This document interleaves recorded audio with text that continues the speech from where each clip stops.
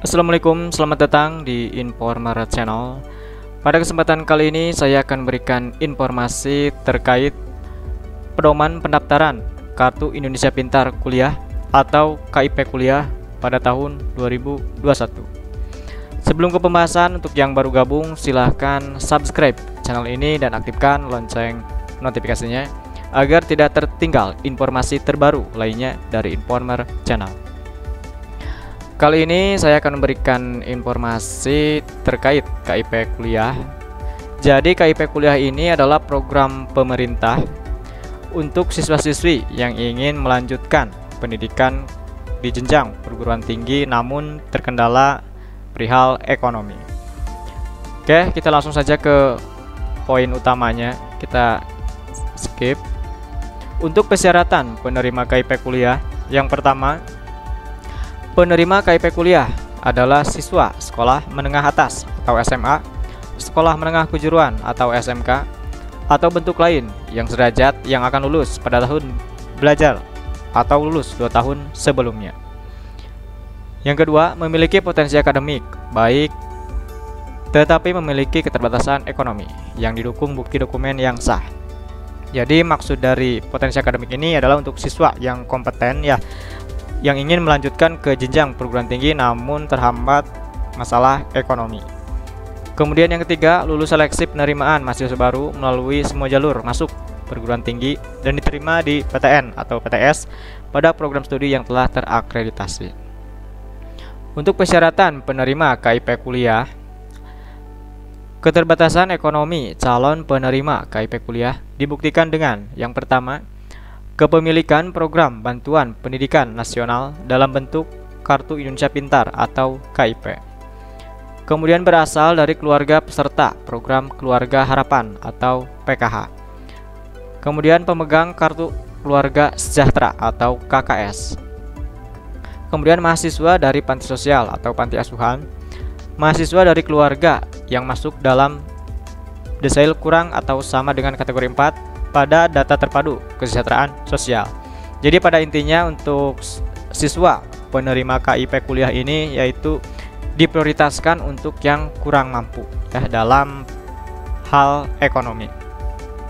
Jika calon penerima tidak memenuhi salah satu dari 5 kriteria di atas, maka dapat mendaftar tetap Jadi untuk calon penerima yang walaupun tidak memenuhi 5 kriteria di atas tetap dapat mendaftar untuk mendapatkan KIP Kuliah asalkan memenuhi persyaratan tidak mampu secara ekonomi sesuai dengan ketentuan yang dibuktikan dengan pendapatan kotor gabungan orang tua paling banyak 4 juta setiap bulan atau pendapatan kotor gabungan orang tua dibagi jumlah anggota keluarga paling banyak Rp750.000.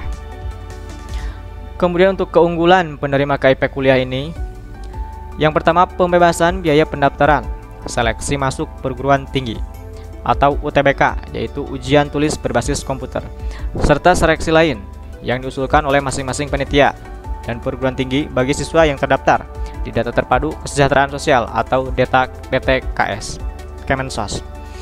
Jadi keunggulan untuk siswa penerima KIP Kuliah ini yaitu dibebaskan untuk biaya pendaftaran kuliah untuk biaya pendaftaran seleksi masuk perguruan tinggi. Kemudian pembebasan biaya kuliah atau pendidikan yang dibayarkan langsung ke perguruan tinggi.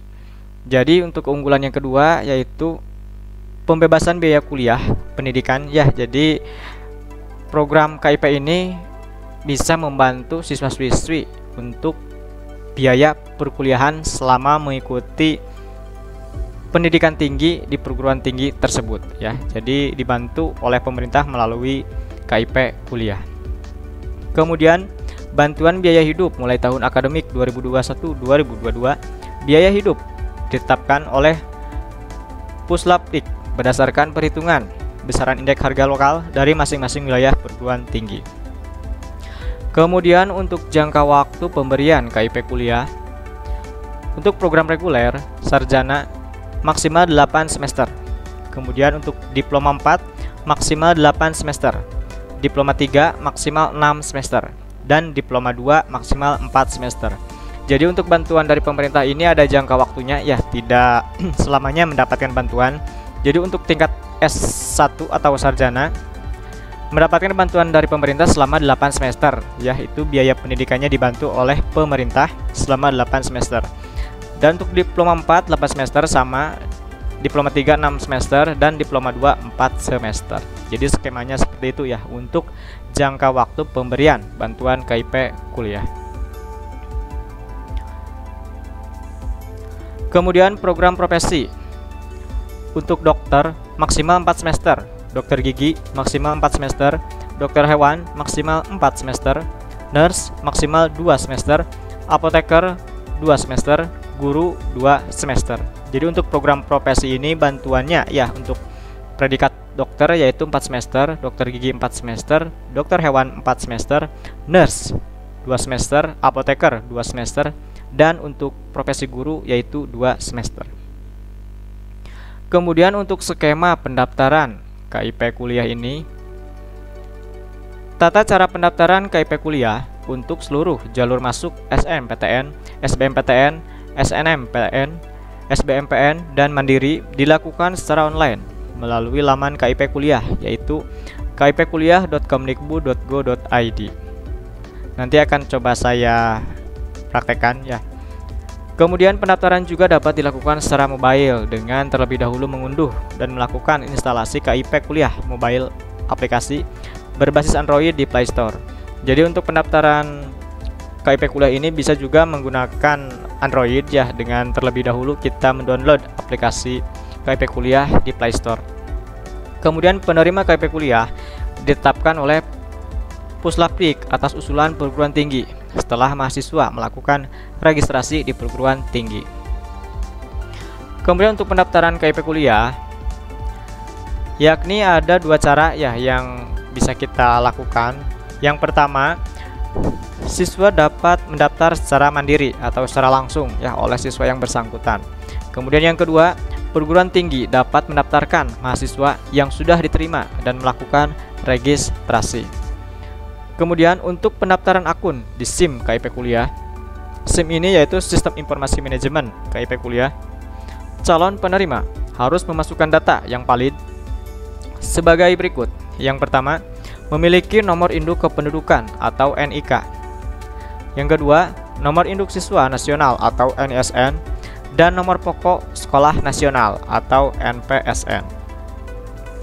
Calon penerima juga harus memiliki email yang aktif untuk pengiriman nomor pendaftaran dan kode akses setelah sistem KIP kuliah berhasil melakukan validasi NIK, NISN, dan NPSN.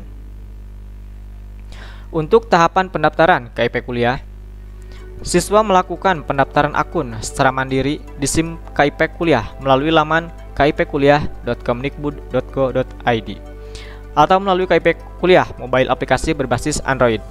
Jadi untuk pendaftaran ini ada 2 skema ya, seperti yang sudah tadi saya katakan, bisa melakukan pendaftaran melalui domain kipkuliah.kemdikbud.go.id ataupun bisa melalui aplikasi Android di Play Store. Pada saat pendaftaran, siswa memasukkan NIK, NISN, NPSN, dan alamat email aktif ya. Jadi untuk alamat email ini yaitu untuk nanti server dari KIP ini meminta verifikasi ya ke alamat email tersebut. Di sini terlihat ya untuk option pendaftarannya. Di sini kita diharuskan untuk memasukkan NIK, kemudian NISN, dan NPSN. Jadi NPSN ini adalah nomor pokok sekolah nasional. Kemudian sistem KIP kuliah selanjutnya akan melakukan validasi NIK, NISN, dan NPSN serta kelayakan mendapatkan KIP kuliah.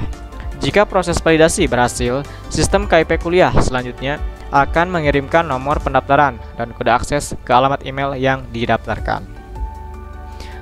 Kemudian tahapan pendaftaran KIP kuliah, siswa masuk ke dalam SIM KIP kuliah dengan memasukkan nomor pendaftaran dan kode akses untuk menyelesaikan proses pendaftaran KIP kuliah dan memilih proses seleksi yang akan diikuti, yaitu SNMPTN, SBMPTN, SNMPN, SBMPN, atau Mandiri. Di sini terlihat formnya ya. Di sini kita diharuskan untuk melakukan atau menginputkan nomor pendaftaran, dan kode akses setelah kita menginputkan NIK, NISN, dan NPSN ya di awal pendaftaran. Nanti promnya selanjutnya akan seperti ini ya ketika kita sudah melakukan pendaftaran di awal. Kemudian siswa menyelesaikan proses pendaftaran di portal atau SIM KIP kuliah sesuai jalur seleksi yang dipilih pada seleksi nasional atau pada seleksi masuk di perguruan tinggi. Bagi calon penerima KIP kuliah yang telah dinyatakan diterima di perguruan tinggi, dapat dilakukan verifikasi lebih lanjut oleh perguruan tinggi sebelum diusulkan sebagai calon mahasiswa penerima KIP kuliah. Jadi setelah kita dinyatakan diterima ya di perguruan tinggi tersebut dengan sebagai calon penerima KIP kuliah, jadi pihak perguruan tinggi juga melakukan verifikasi ya, verifikasi data apakah memang benar siswa tersebut sudah terdaftar sebagai penerima KIP kuliah. Kemudian untuk flow pendaftaran KIP kuliah atau alur pendaftaran KIP kuliah, di sini bisa kita lihat.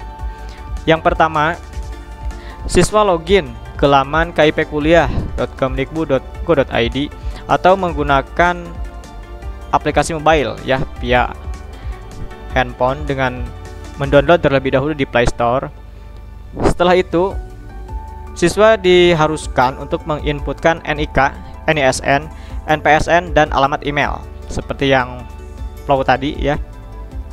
Kemudian untuk NISN dan NPSN, server dari Kemdikbud melakukan verifikasi ya, apakah siswa tersebut memang benar mempunyai identitas NISN dan NPSN ya. Karena ini untuk mengatasi barangkali ada KIP kuliah ini yang disalahgunakan ya, misalkan untuk siswa yang tidak bersekolah tapi mendaftar sebagai KIP kuliah, di sini bakalan terdeteksi ya, soalnya untuk NISN dan NPSN ini sudah terdaftar di Kemendikbud. Jadi otomatis ketika siswa bersangkutan menginputkan NISN dan NPSN, otomatis akan tersinkron dan akan masuk ya, dan akan masuk ke dalam server Dapodik. Seperti itu skemanya. Kemudian untuk NIK, di sini masuknya ke server Kemensos ya. Jadi alurnya sama saja ya. Jadi untuk NIK ini untuk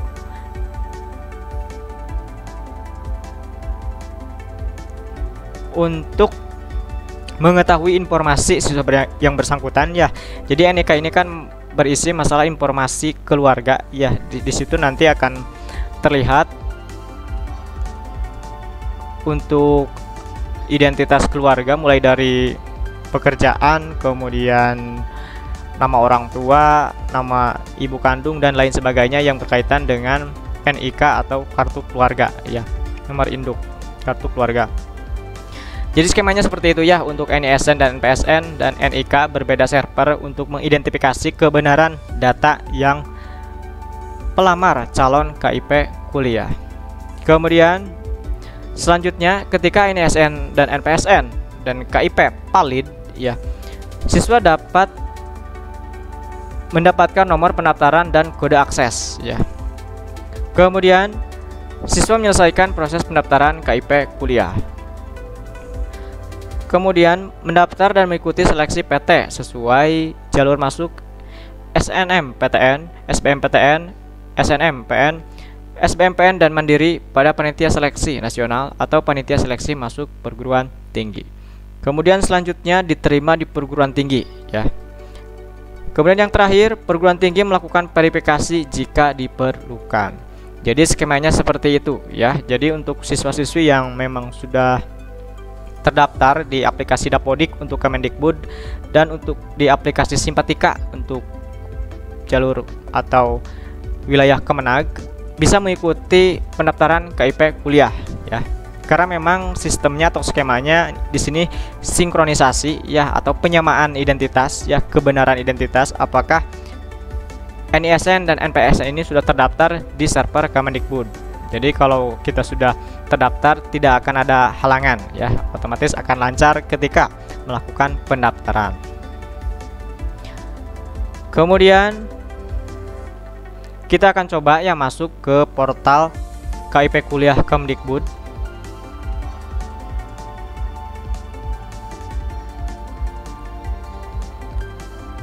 Kita tuliskan domainnya KIP Kuliah.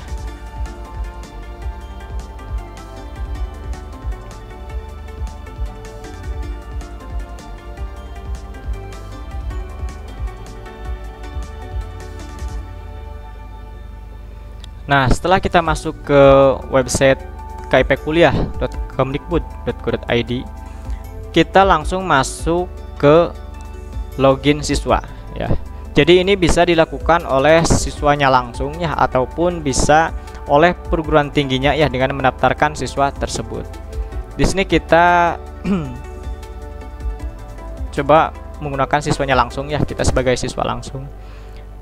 Di sini terlihat form untuk nomor pendaftaran dan kode akses. Jadi ini untuk siswa yang sudah melakukan pendaftaran ya. Jadi jika kita belum melakukan pendaftaran, jadi kita klik daftar baru di bawah sini. Klik daftar baru. Nah, untuk proses pendaftarannya, di sini ada informasi perlu kita ketahui. Pendaftaran akun KIP Kuliah 2021 diperuntukkan untuk siswa lulusan 2021, 2020, dan 2019 yang belum terdaftar sebagai mahasiswa aktif di perguruan tinggi. Jadi untuk siswa yang lulusan 2019 sampai 2021 yang belum terdaftar di perguruan tinggi manapun ya, jadi bisa mengikuti pendaftaran KIP Kuliah. Di sini seperti juknis yang tadi kita simak ya. Di sini mengharuskan kita menginputkan nomor induk kependudukan atau NIK, kemudian nomor induk siswa nasional atau NISN, dan nomor pokok sekolah nasional atau NPSN. Kemudian yang terakhir adalah alamat email. Di sini ada notifikasi ya. Kami merekomendasikan untuk menggunakan Gmail. Pastikan email yang diketikkan sudah benar agar proses pengiriman informasi akun tidak ada kendala. Jadi untuk pihak server KIP Kuliah ini merekomendasikan untuk menggunakan alamat email Gmail ya, jangan Yahoo. Jadi untuk rekan-rekan silahkan diisi sendiri ya untuk siswa-siswi ataupun yang ingin melanjutkan ke perguruan tinggi. Sebelum kita bisa mendapatkan KIP Kuliah ini, jadi kita harus melakukan pendaftaran terlebih dahulu ya, dengan mengisikan NIK, NISN, dan NPSN, email, kemudian klik proses selanjutnya dan ikuti instruksi ya selanjutnya. Jadi silahkan rekan-rekan dicoba ya, untuk orang tua silahkan pada siswanya untuk mengikuti pendaftaran, karena ini adalah bantuan dari pemerintah ya, supaya siswa-siswi lulusan SLTA bisa melanjutkan kuliah di perguruan tinggi dengan mendapatkan bantuan dari pemerintah melalui kartu KIP. Semoga informasi ini bermanfaat. Silahkan dicoba ya. Apabila informasi ini bermanfaat, silahkan di-share untuk rekan-rekan yang lainnya. Terima kasih. Semoga informasi ini bermanfaat. Assalamualaikum warahmatullahi wabarakatuh.